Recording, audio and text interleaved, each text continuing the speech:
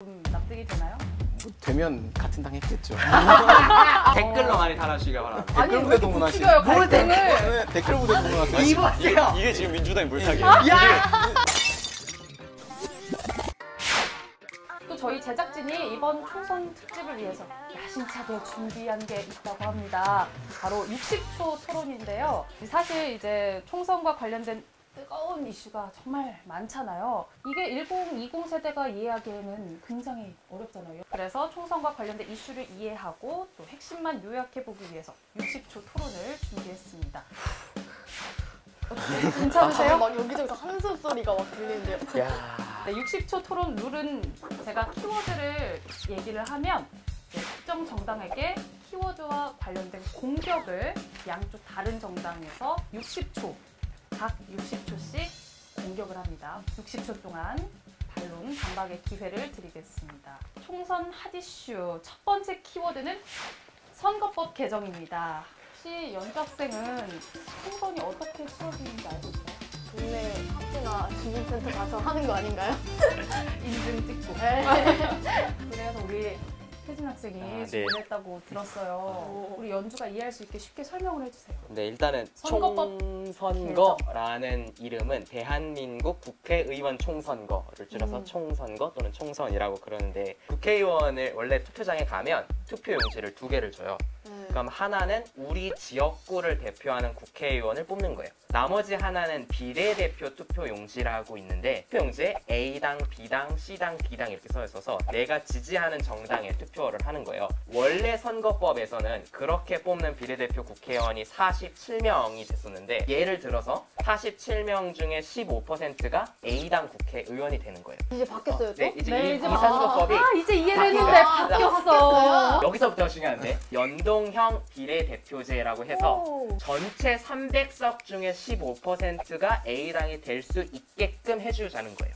비례대표에서 15%를 전체 300석과 연동시켜서 그 비율만큼 의석을 나누자라는 게 연동형 비례대표제고, 우리나라 같은 경우는 100%를 연동시키는 것이 아니라 절반 정도만 연동을 시켜주자 라는 거가 준연동형 비례대표제고, 본질적으로는 조금 더 많은 정당들, 조금 더 다양한 정당들이 국회에서 의논을 할 수 있도록 하는 제도가 요번에 바뀐 선거법입니다. 이렇게 이번 총선부터 선거법이 바뀐 거잖아요. 근데 개정 과정부터 현재까지 조금 말도 많고 일도 굉장히 많았죠. 일단 이 선거법 개정을 주제로 60초 토론 시작하도록 하겠습니다. 그럼 이번 총선에서 받는 기회 순서대로 가겠습니다.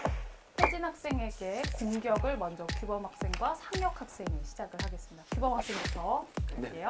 60초 시작! 네, 그 민주당에서 이번에 양당제에서 다당제로 바꾸겠다고 말을 했고, 그 다음에 이것에 대해서 주장이 국민들의 다원적인 선택과 전경 교체의 기동성, 이런 것들을 얘기를 했는데, 많은 장점이 있지만 단점도 있습니다. 일괄성 있는 정책의 수행이 어렵다는 건데요. 사실 다당제로 바꾸고 싶은 마음은 알겠지만, 그 다당제가 국민들의 선택이지 이런 식으로 법을 바꿔가지고 다당제로 만드는 건 아니거든요. 국민들이 다른 제3당을 원하면 자연스럽게 그 당의 지지율이 올라가서 자연스럽게 다당제가 되는 거거든요. 그 당이 지지율이 높지 않다고 법을 바꿔서 이렇게 국회의원 의석수를 늘려준다는 것 자체가 평등권에 위배하는 거고, 이제 헌법에 따지면은 지역구 비례대표는 각각 국민이 뽑아야 된다고 나와 있는데 그것조차 지금 위헌하고 있는 겁니다. 그렇기 때문에 이런 선거구 조정, 그리고 이 선거법 개정에는 이제 피선거권, 지역구 이런 것들의 굉장히 연관성이 있기 때문에 저는 굉장히 이것에 대해서 비판적으로 바라보고 있습니다. 끝! 어떻게 60초를 이렇게 잘 활용했지? 지금 뭐 부글부글하고 그런 거 아닙니다. 다음으로 상혁 학생 갈게요. 준비됐나요? 네. 60초 잘 활용하셔야 됩니다. 하나, 둘, 셋, 시작! 사실 방금 그 선거법에 대한 설명을 들으셨을 텐데 굉장히 복잡했죠? 민주당이 만든 선거법입니다. 민주당이 선거법을 이렇게 복잡하게 만들어놨습니다. 지역구 줄이고 비례대표 늘리자 그랬더니 지역구 지키겠다고 비례의석 늘리기 거부하고, 그러면 의원 정수 늘리자 그랬더니 의원 정수 늘리는 건 또 국민 정서 때문에 안 된다고 방패 삼고, 그리고 연동률 100% 하자 그러니까 또 자기 의석 지키겠다고 연동률 50%로 낮추고, 그리고 그것도 마지막에는 막판에 가서는 또 연동형 의석에다가 캡 씌우겠다고 해가지고 결국에 30석 캡 씌웠고, 이렇게 선거법안을 누더기로 만들었습니다. 국민도 이해하기 힘든 선거법을 만든 게 바로 민주당입니다. 민주당이 기득권을 내려놓지 않으려고 해서 이런 복잡한 선거법이 만들어진 건데요. 민주당이 이렇게 선거법을 누더기로 만든 것에 대해서 선거를 끝나고서라도 저는 반성해야 한다고 생각합니다. 오, 60초를 다 사용하지 않았는데 하고 싶은 말 다 쏟아냈습니다. 태진 학생, 네. 방어의 시간입니다. 오, 잠깐만, 시계를 보기 시작했어. 아니 나도 60초 봐야 될 것 같아서. 아, 네. 시간을 보기 위해서. 예. 네. 준비되셨나요? 네. 시작. 먼저 일단 정의당이 민주당만 만들었다 했는데 정의당도 선거법 만들 때 같이 합의한 주장이 같이 했고요. 연동률이 100%를 하면 의원수가 늘어나야 되는데 의원수 늘리는 건 국민 반대가 너무 심했습니다. 그리고 캡을 씌운 이유는 캡을 안 씌우게 되면 민주당 통합당은 전문 분야 사람들을 우리 당으로는 못 보냅니다. 그렇기 때문에 캡은 필요했고요. 그리고 통합당의 주장은 정말 이해가 안 됩니다. 지역구도가 너무 강한 나라가 우리나라이기 때문에 경상도는 무조건 통합당, 전라도는 무조건 민주당이었고 그런 걸 깨기 위해서라도 국민 지지가 있는 정의당이나 다른 소수 정당들이 국회에 들어오기 위해서는 이 연동형 비례대표제가 필요했습니다. 그리고 이것이 위헌이라고 그러셨는데 독일에서 이것이 위헌이라고 문제 삼은 걸 들어본 적도 없고 때문에 지역구는 지역구 국회의원으로 뽑는데 왜 이것이 지역구 국회의원을 뽑는 투표권을 침해한다고 하는지도 전혀 이해를 할 수가 없습니다. 오히려 이렇게 다당제를 통해서 국민이 서로 정책을 합의할 수 있는 국회를 볼 수 있다면 그것이 더 좋은 국회, 더 발전적인 정치를 볼 수 있지 않을까 저는 기대를 하고 있습니다. 정확히 60초. 아니, 시간 활용 왜 이렇게 잘하죠? 규범 학생과 상익 학생은 좀 납득이 되나요? 뭐 되면 같은 당 했겠죠. 다음은 규범 학생 공격할 차례입니다. 먼저 상익 학생부터 할까요? 그러면 시작. 제가 볼 때 미래통합당, 구자유한국당은 처음부터 선거법에 협상할 의지가 없었던 것 같습니다. 처음에 연동형 비례대표제 도입하자고 했을 때 자유한국당 270석으로 의원 정수 줄이고 비례대표제 폐지하자고 얘기했습니다. 근데 그게 어떻게 협상을 할 의지가 있는 당으로 보입니까? 그래서 저희가 압박용으로 패스트트랙 통과시켰더니 또 그걸 폭력이라고 이야기합니다. 그래놓고 또 협상할 의지 안 보였고요. 끝까지 그냥 반대만 하다가 끝났습니다.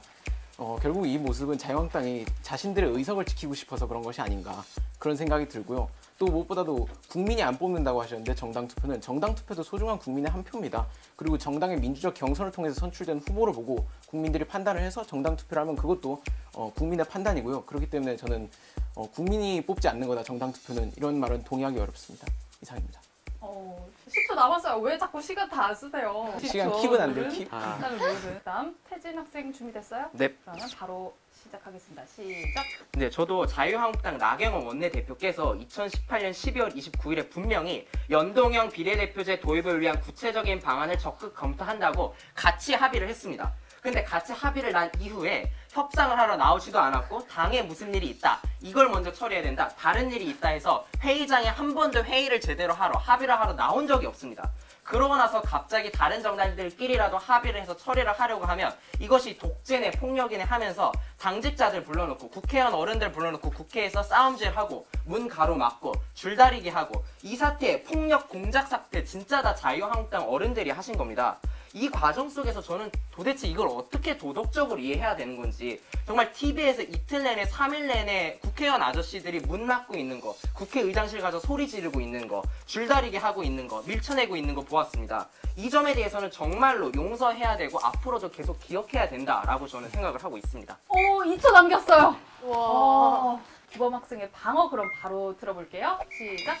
조금 더 공부를 하셨으면 좋겠는데 이 대통령 중심제는 사실 비례대표가 그렇게 중요하지가 않습니다. 이거는 공공정책학 책을 보시면 나와 있는데 그리고 이제 이 선거법 개정에는 여러 법안들이 묶여 있습니다. 일단은 뭐 나이를 이제 피선거권을 18세로 낮추는 것들 저희는 분명히 이제 다른 이제 법안들 먼저 처리하고 같이 하겠다고 말씀을 드렸고 그다음 이제 이제 피선거권 같은 경우에는 거기에 이제 같이 묶여가지고 이제 민주당의 이런 물결 이런 거 이거 물결 있잖아요 물타기 그런 걸 이용하려고 하는 것 같은데 이 피선거권을 낮추는 게 지금 전혀 반대로 가고 있거든요. 그거를 포함시켜 갖고 지금 민주당의 어떤 물결을 이용하려고 하는 거고 이게 일단 보면은 선거권 같은 경우에도 만 18세로 낮추는 것에 동의를 하는데 일단은 교육이 먼저 들어와야 되고 피선거권이 낮춰져야 되는데 전혀 반대로 가고 있어요. 피선거권이 먼저 낮춰지고 교육이 들어오고 있어요.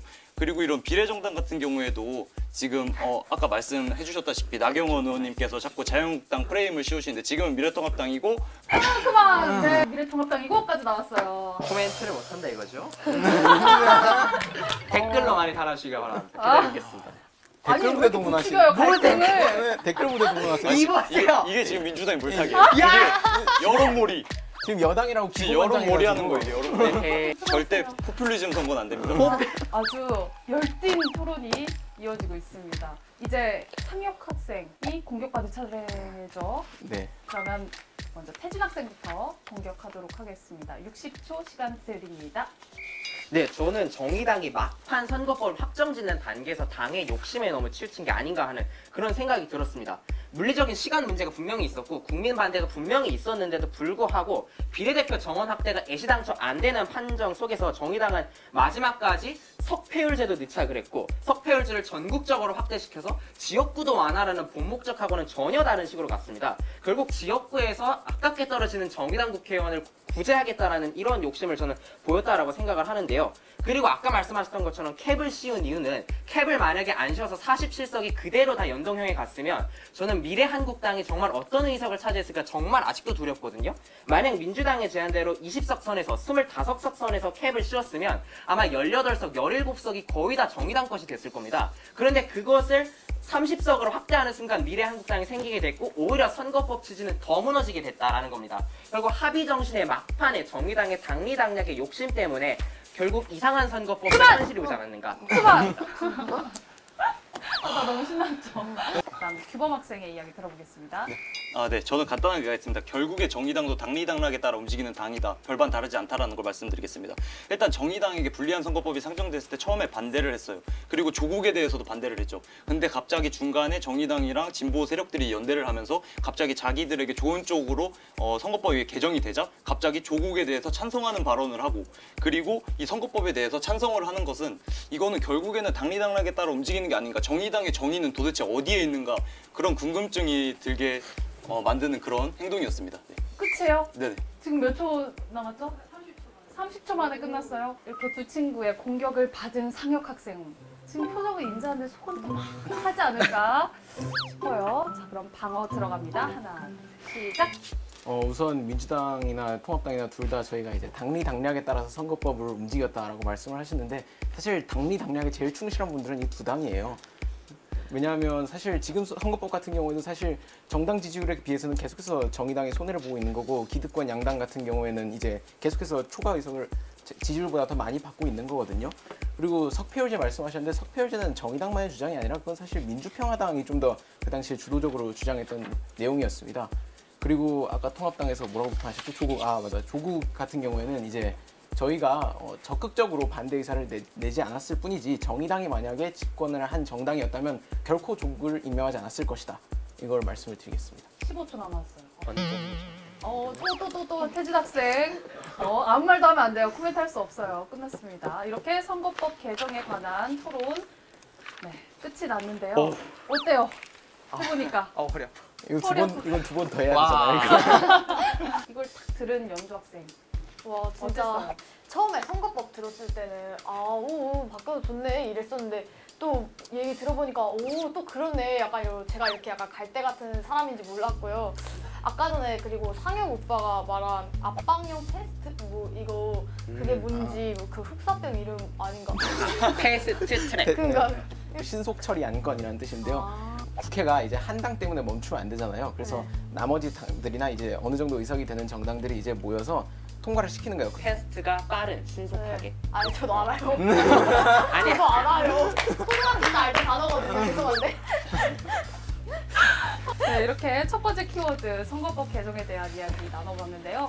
토론이 정말 너무 열띤데 아직 키워드가 2가지나 더 남았습니다.